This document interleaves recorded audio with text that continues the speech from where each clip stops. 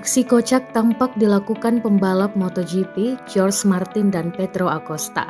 Mereka sempat-sempatnya melakukan balapan pemanasan sebelum balapan MotoGP Mandalika 2024. Bukan balapan biasa karena George Martin dan Pedro Acosta balapan dengan menggunakan becak motor hasil modifikasi. Balapan tersebut diinisiasi oleh Red Bull yang sering membuat konten seru-seruan di beberapa seri MotoGP dan kali ini adalah giliran MotoGP Mandalika 2024. Rekamannya diunggah Instagram @redbull pada Sabtu 28 September 2024. Dalam event seru-seruan tersebut, kedua pembalap diminta untuk membantu salah satu chef memasak makanan Indonesia. Mereka berlomba adu cepat mengambil sejumlah sayuran dan 4 booth yang tersedia dan mengantarkannya ke chef tersebut. Ada bawang merah, bawang bombay, cabai, bayam, tomat dan juga minuman kaleng Red Bull yang harus mereka antarkan ke chefnya.